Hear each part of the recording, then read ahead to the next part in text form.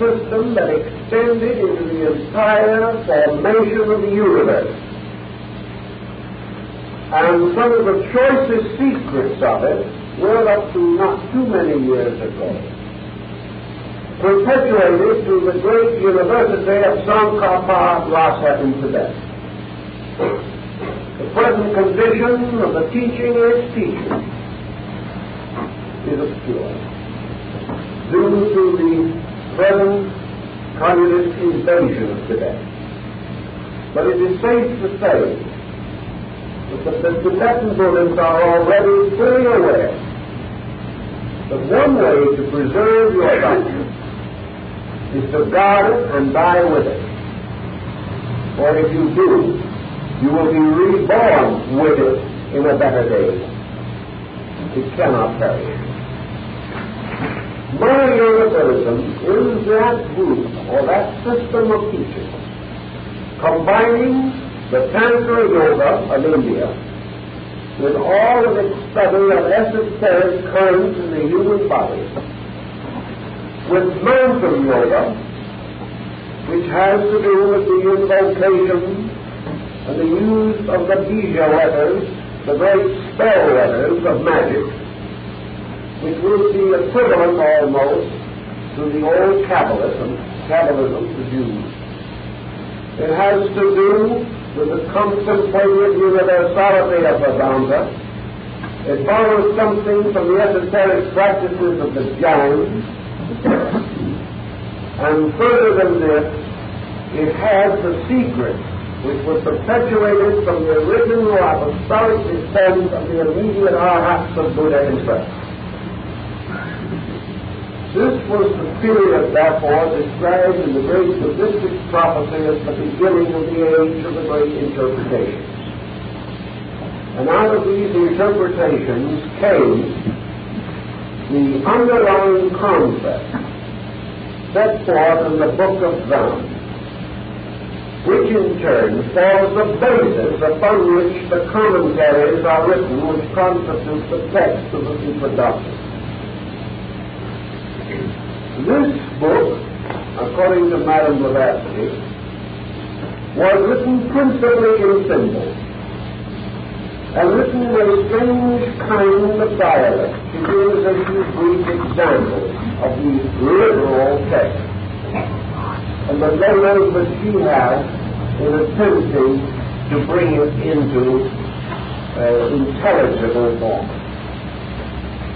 Yet what she is saying is nothing more or less than that which is set forth in stone in the great monument of the Borobudur in Java, where the entire concept of the Mahayana, the great mystery of the cosmogony, the theology, and the anthropology are all set forth, to be finally summarized by the great unifying principle of esoteric psychology.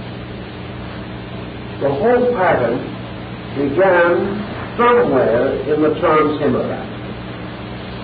Now, if you wish to follow the tradition, and who knows how traditions begin, this esoteric system was revealed to mankind, or perhaps more correctly, locked within the consciousness of mankind, before humanity existed on this earth at all. The Kabbalists take the same point of view, declaring that Adam and Eve were taught the esoteric doctrine by an archangel while they were still in the Garden of Eden. That this esoteric teaching, therefore, was implanted in man, and that from previous waves of life, the elders, who are truly the great sages and arhats, the mysterious divine beings, the God-men, the wonderful heroes, whose dim forms stand against the dark background of the prehistorical. All these fit into a great system. For it was the Mahayana, through that magnificent symbolic work, the Lotus Sutra,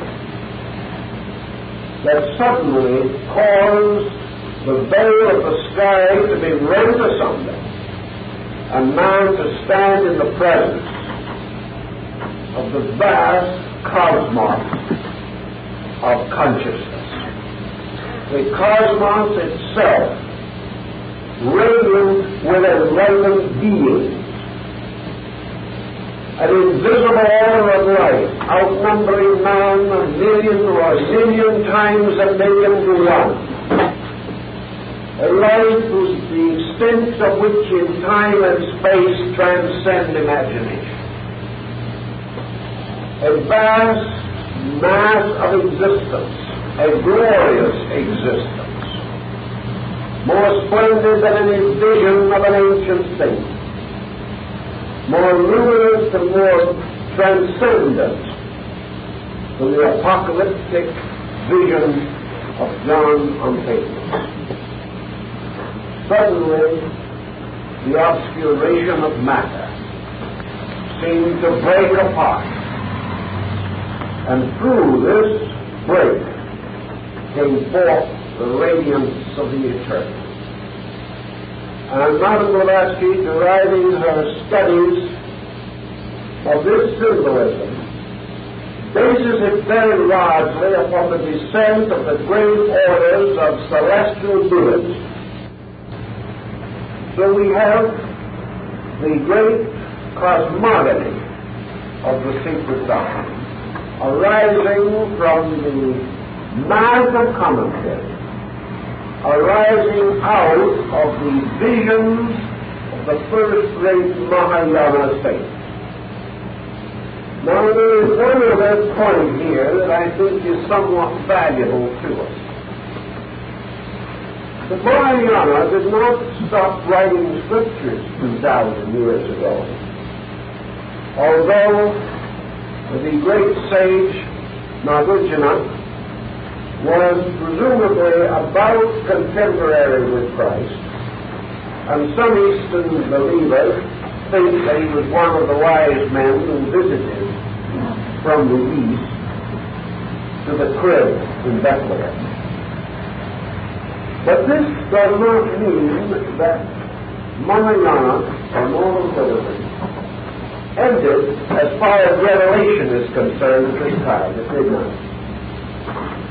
The great saviors and patriarchs, and in the descent of the great Mahayana system, the sage and founder of Zen Dharma was the 29th.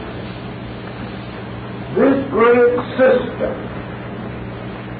kept right on producing these teachers, these patriarchs, who wrote scriptures, who wrote not only sacred books, but vast commentaries thereon, until it has been estimated that at the present time that the sacred books of Northern Buddhism consist of nearly 8,000 volumes, most of which are longer than the New Testament, and many longer than the Old Testament. That this literature is so vast that even the disciples of the great colleges at Lhasa were unable to read it all and could not ponder upon its mysteries. Therefore, out of this vast literature, all of which has to do with the mystery of eternity and time, and the bringing forth of man out of the eternity, all of these systems that we know today are based upon one or two of these books, or a short summary of several of them. And the great book of the Northern Buddhists today is, of course, the Lotus Sutra.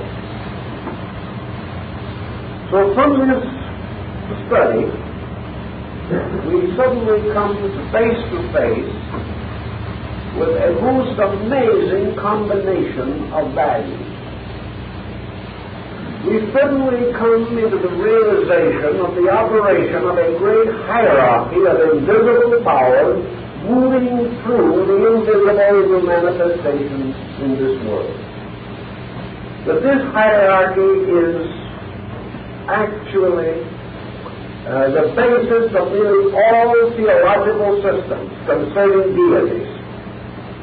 And various forms of it, symbolism set up in it or from it, are to be found in the great classical religious systems, such as the Olympian deities of the Greeks and the ancient gods about God in the Nordic mythology. Even in Central America we find it.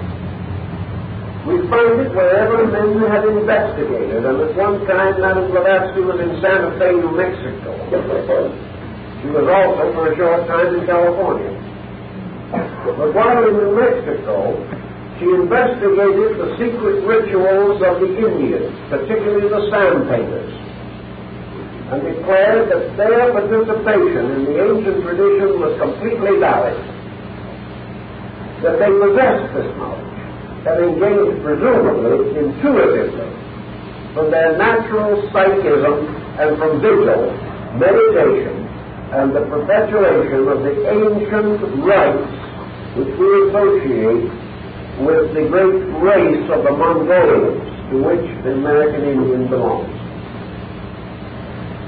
From the study of the secret doctrine and its comparison with the Prajnaparamita Sutta and other commentaries thereon, we are forced to assume that this work in many ways expanded the insight which Madame Blavatsky had already attained, and certainly it was used by the teachers who instructed her,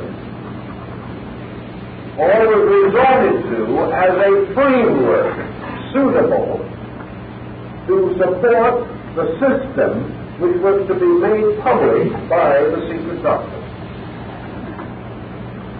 I think then that from the Mahayana we must assume that Madame Blavatsky did gain a great insight.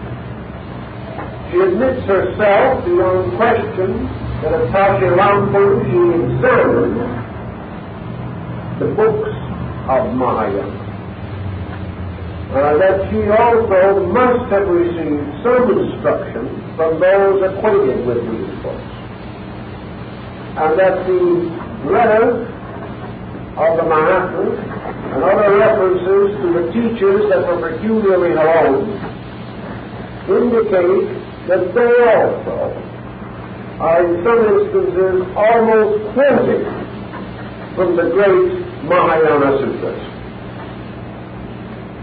Thus we have the foundation and perhaps the premises upon which the secret doctrine is based. Premises which have been assailed but not successfully in the West, and no one in the East would even try to assail. The first being that there has existed in the world since the beginning a science of salvation which clothed itself most anciently in religion, later took upon itself the vestments of theosophy, and must sometime form a union or a partnership also with science in order to vitalize, regenerate, and purify material knowledge. For unless material knowledge finally becomes enfolded by esoteric knowledge, man will destroy his civilization.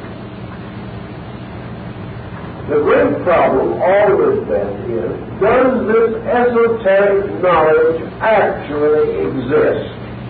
And here the debate has raged frantically, not only since the time of Madame Blavatsky, but wherever mysticism has been revealed to mankind. Unless this secret knowledge did exist, and has existed, already is a travesty. Unless we wish to assume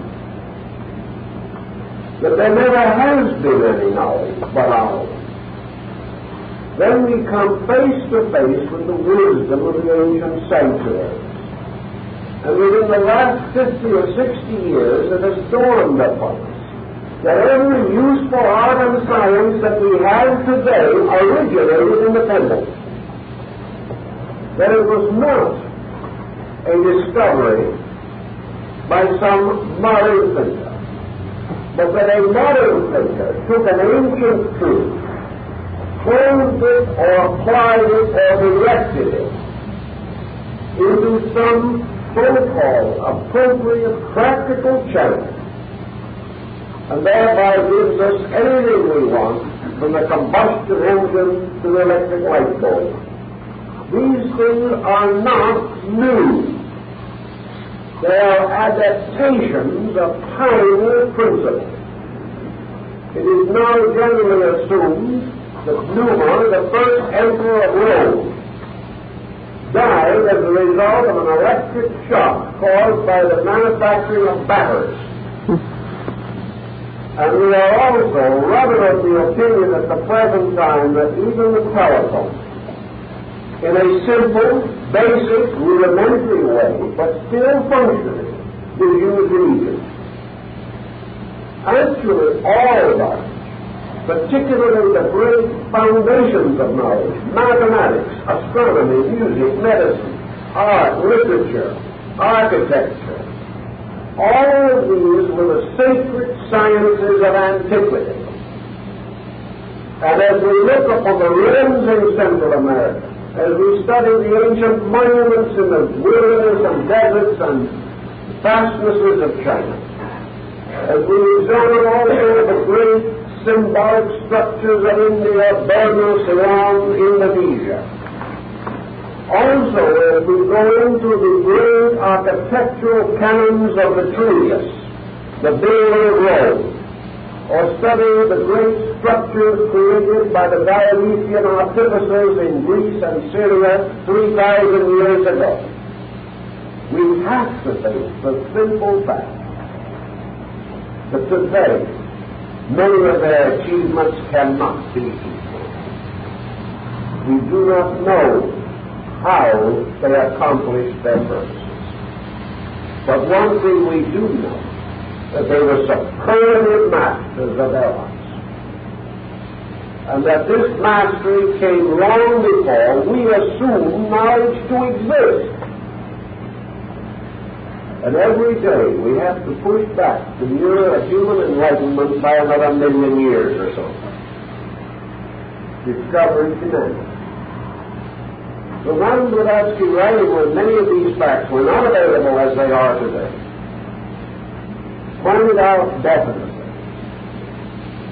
that there has been and always will be this great descent of secret knowledge, and that the importance of it today lies particularly in the great need to build some kind of an ethical substructure beneath the great overpowering superstructure of modern materialism. Unless we discover why we have to be right, we shall never be able to survive our own mistakes. Unless we learn what right is, unless we move faith from the uncertain foundations where it now lingers to a belief in demonstrable truths, we are depriving ourselves of most of our great spiritual heritage. Ignorance of this kind is not necessary. It is not inevitable. It is simply the result of intentional blindness or reluctance to accept that which is contrary to systems of thinking which have already revealed that they are fallible. Madame Blavatsky's development of the esoteric tradition is in perfect harmony with the Mahayana ethical system. Mahayana has a unique place among the religions of the world in the fact that it has virtually no orthodoxy. Mahayana is not a system which is dedicated only to a revelation made 2,600 years ago in India and amplified 2,000 years ago in North Asia.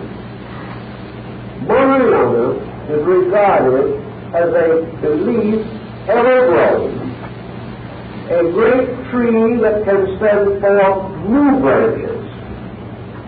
And Mahayana is the only religion that accepts it as inevitable, that religions must evolve. So this is very, very important. Religions are not honorable because they are completely steadfast. They have to grow.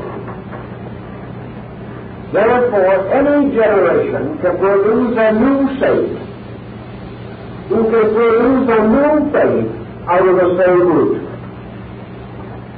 It is perfectly possible to interpret Mahayana in 100,000 ways, and you will still bring no censure upon yourself. The only thing that is necessary to maintain the integrity is that the interpretation, no matter what it is, must stand firmly upon the foundation of the great law of cause and effect. This is the only thing that is utterly required. Whatever it is, whatever you build, whatever you conceive, however you interpret it, whatever language or symbolism you put it in, it must be ethically and honestly true to the principles of truth. It must be honorable. It must be honest. It must be sincere. It must be lawful. And it must require man to save himself. From here on, it is up to the individual to find the ways of accomplishing these ends. Now, I think one of the ways in which we can observe the motion of Mahayana and the way in which it did develop its incredible array of potential is in the march of this faith across Asia in the last 19th century. Beginning in the highlands of the Himalayas, this great faith moved eastward and southward. By this time, Buddhism was comparatively extinct in India. That is, so far as its exoteric forms were concerned. It had again vanished into the great structure of Hinduism. But it had not failed to leave its indelible impress upon Hinduism, where it still lingers even today. But Mahayana, moving out into the great deserts, moved inevitably and irresistibly toward China. It moved along the great caravan routes. It established its great monasteries, its libraries, and carved the wonderful statuary in the grottos of its ancient convent. Its face cliffs with images of the enlightened one, and its monks and priests journeyed on, traveling in almost every direction, which carried them further and further into the areas of Eastern Asia. The great stream went downward into Java and Indonesia. It flowed into China and Korea. It passed along the great caravan routes of Turkestan. It crossed a part of what is now Russia. It also finally penetrated Tibet and Nepal. And everywhere it went, something happened. There was never a force exactly like it in the history of human experience. For wherever it went, nations blossomed like a rose. Wherever it went, peace, security, intelligence, education, morality, and ethics began to develop.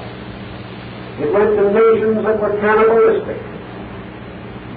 and converted them, not only away from cannibalism, but to become vegetarians. It went into every area where men had a civilization and touched this civilization with a magic wand. And out of its great motion eastward, there rose from the mysterious splendor of the unrolled pageantry of the Lotus Sutra, the magnificent arts of it, painting, sculpturing. It gave us printing. It gave us one great discovery after another. It gave us our first hospitals, our first almshouses. It was the first to pass laws for the protection of the old and the needy. It gave guardianship to children who were orphaned. It established hospitals for men and animals. Everywhere it went, it did something that had never happened before in the history of the world. It brought a transcendent dedication to something that was sublime, something invisible. And it dedicated all these people to a desperate effort to trace invisible things, the splendor of this invisible pattern. And we find it reaching through China in the great schools of Buddhism. We find it touching onto the mainland and then skipping across to the island of Japan, where Zen and Shingon and Tendai, where there's the Jodo sect and the Honganjis and the Nichiren and the ancient beliefs produced and flowered into a great artistry, magnificent fabrics, the tea ceremony, literature, flower arrangement, wonderful gardens, magnificent buildings with their pitched roofs, all kinds of beauty. Beauty which has become proverbial to us, which we've come to expect. And with this, a powerful introspection. There are today, of course, in Japan, two sects that are almost exactly the equivalent of the old Trans-Himalayan Charachakra school of the Yogacarya persuasion. And that is the Tendai and the Shingon. Here are the secret teachings again. The rituals given as they were at Delphi and in Egypt or at Lysis or in Samothrace nearly 3,000 years ago. Here disciples are initiated with the same trials that we read about, but were not believed to have existed in this world for 2,000 years. The same rites, the same rituals, the same mysterious mantras and mudras, the same as desperate effort to unite man's consciousness with the infinite life of this. Here we have all of the meditation systems. The study of the chakras of the spine, the studies of breath and the yoga, bound together in a very deep and strange, abstruse religious pattern, represented in art by the great mandala, for symbolical pictures of the esoteric patterns of existence. Shingon and Tendai are an expression of the same mystery that moved out across the face of Asia. In their paintings and symbols, in their ancient scrolls and writings, are the same symbols and the same elements that were found in the scrolls of Zen. Here we have the imagery brought from Tibet. Here we have the ancient teachings of Padmasambhava and Sada and Tsongkhapa, living today as they still followed in the sanctuaries and cloistered groves of the ancient mountains. Here we have again the pagodas of the Iron Tower, where Nagarjuna received the secret doctrine from the guardian keepers, the Nagas or the Serpent Kings. It is all still alive. It isn't something that belongs to other ages. There is no doubt whatever in my mind that Madame Blavatsky found alive in her day. It had to have been, or it could not be alive now. She found, therefore, in her searching, a religion so strangely universal, yet so incredibly scientific, that it was the final reconciliation of these two great systems of knowledge. And she was convinced that this was the eternal teaching. This was the old wisdom which Muhammad prayed might be revealed to him as he fasted and meditated in the cavern of Mount Hira, that he might know the primitive religion of mankind, the eternal faith, the faith that is buried in all other faiths, just as the life of the universe is buried in all forms. The faith that must come forth out of its grave, just as sure as the life in man must come out of the bodies which now obscure it. This primordial, eternal pattern of knowledge, that we wish to assume that it was originally a great psychological system, which, whether it was wrought as an archetype in the consciousness of man when he was fashioned, whether truly it is the heart doctrine, as the Mahayana is called, in which Buddha initiated his disciples in the mystery or mysterious stepped upon a cave or cabin, the house of the seven rooms, the heart.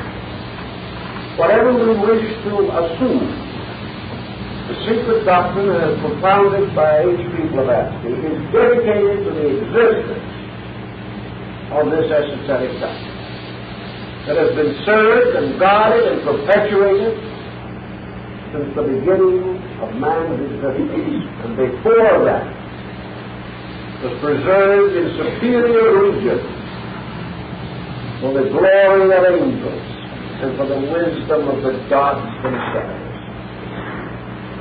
That all of this great pattern, and it has been set forth, in part at least, in such writings as the Sefer Zohar, the Book of Splendors, the Sefer Yetzirah, the Book of the Formations, the Sefer Apocalypse, the Book of the Revelations. These writings tell something of it. But what religion never achieved after it was finally separated from the temple mysteries was this reconciliation of all knowledge in the production of the perfect science. This was the alchemical mystery. This was the Hermetic theory. It is this that has been intimated, suggested, implied, everywhere in the world. Madame Blavatsky found it expounded as a living thing in northeastern Asia.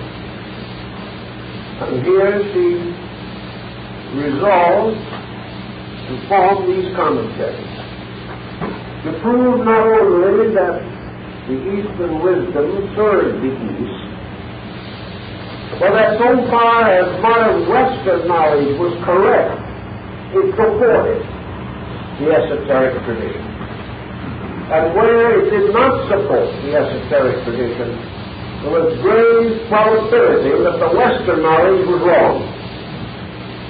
And many things which he said concerning this in the 80s and early 90s have come to pass. We have been forced to revise a great many of our opinions on these matters. We cannot, probably at this time, attempt to restore the original texts that she used in Asia. They are referred to, they probably exist and are known. Documentary evidence has been found and is available, proving conclusively Madame Blavatsky's presence at Tachilampu as the guest of the Pancham. Also evidence is coming to light constantly to support various statements she made concerning the sources of her esoteric information. In all parts of Asia, even today, There is a general belief in senan, or saints. These senan are the Lohan of Buddhism, the Arhats of India.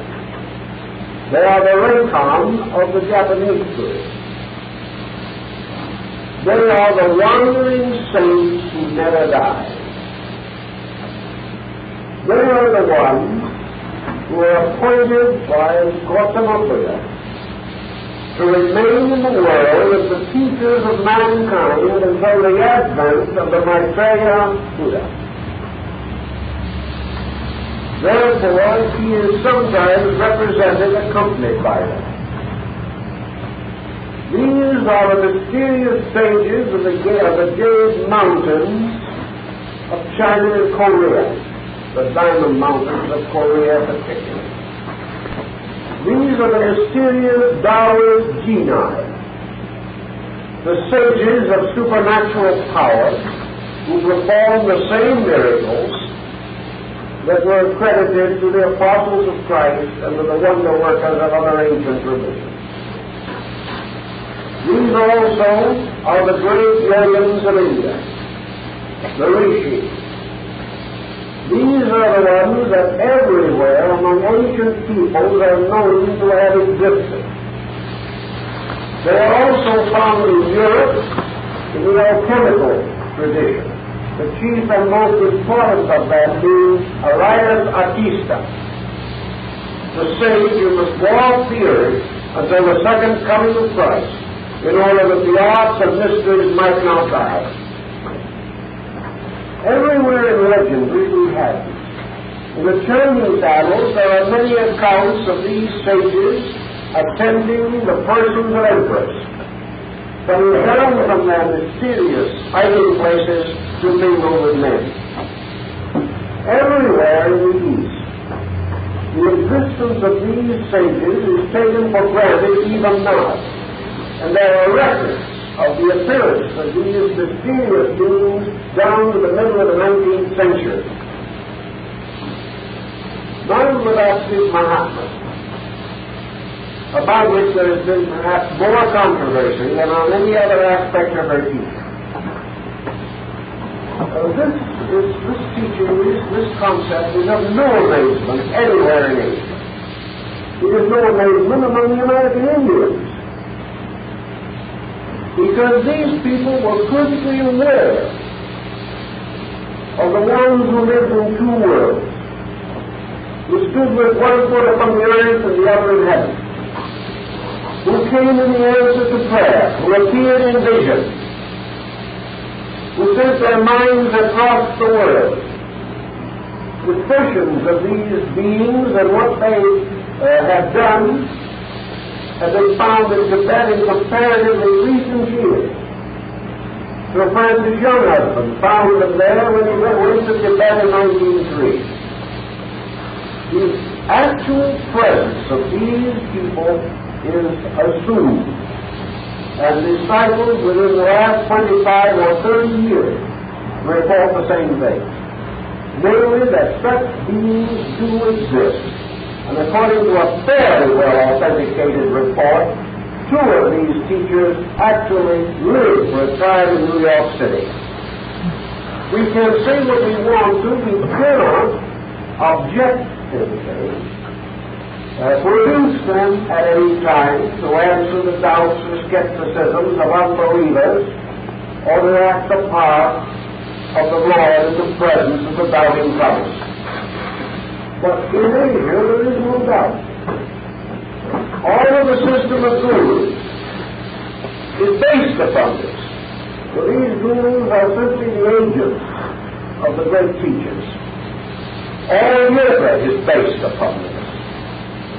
For in all these systems, the final instruction has to be given not by the more common teachers visible in the world, but by preparing the disciple to depart to the abode of the great teachers, who alone can bestow the greater mysteries. And in a recent publication of the Theosophical Society on the life of Damodar, This young man is advanced as an example of one who was called into the highlands of Central North Asia in order to receive further instruction when he could go no longer or to proceed no further in his ordinary search for knowledge. But there is no question about this. Now we may say that there is a question. We may say that as machine law exists, that Blavatsky is not sleeping in his tomb at Khorasan, simply waiting to awaken again with the coming of the Maitreya. We may not believe it when they say that every year they change his garments, although he's supposed to have been dead for nearly 1,200 years. And they have to change his garments, because each year they are worn out. To these people, the great sage is not only still alive, but has the power to project himself at his own will. Everywhere among these people, such accounts persist. And there is a very interesting account relating to the Rajput princes of the state of Jaipur in India. Jaipur being, of course, the state to which one of the Mahatmas related to the production of the secret doctrine is said to have come from, that he was a prince of Jaipur. In Jaipur there has been a mysterious account for years, for centuries, of the esoteric background of the princes of the families of Rajputana. The Rajas and Maharajas of Jaipur have been considered magicians, wonder-workers. Men who go to sleep in their graves and wake up 1,000 years later and run the nation again. Well, this is all present, respectively.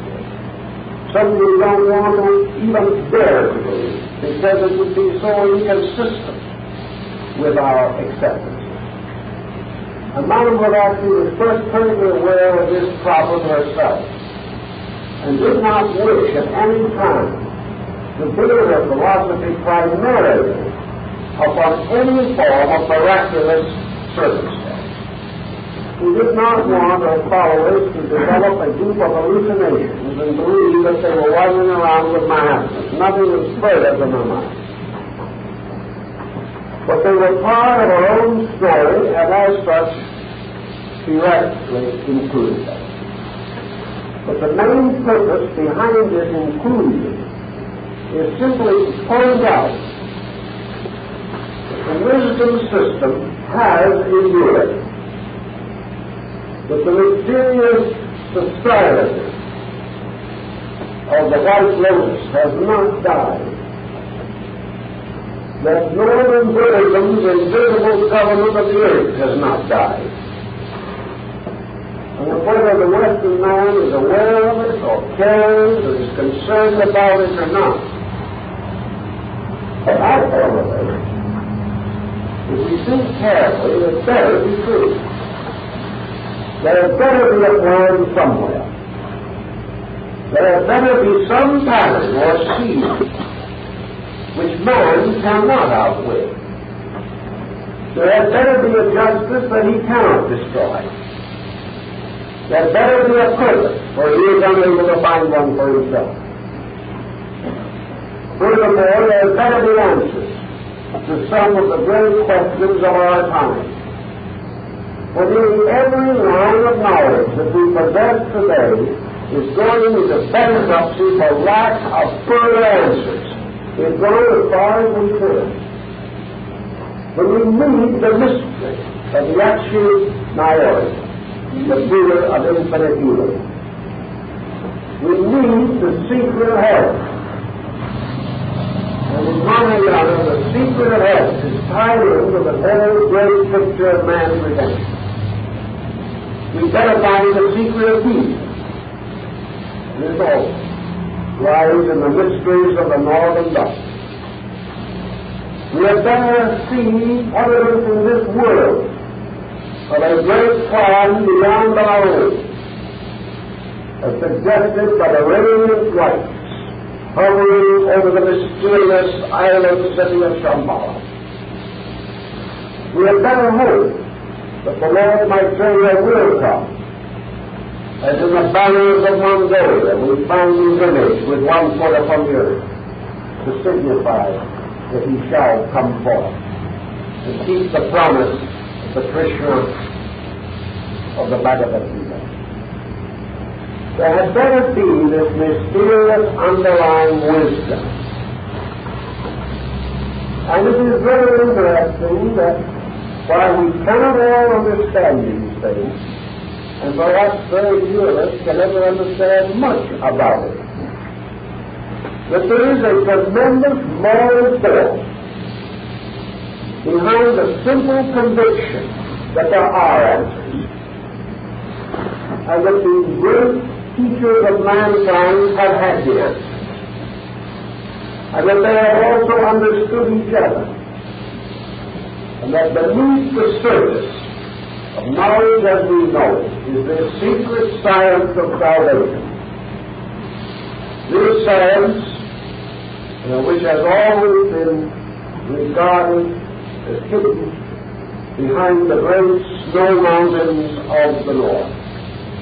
The wonderful world of truth that lies beyond the sorrows of mankind. The wonderful presence that comes to us inwardly and brings us the eternal.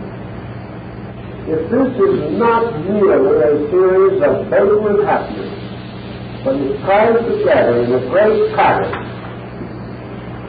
then this fact, as set forth in the secret doctrine, perhaps constitutes the basic code of Madame Blavatsky's work.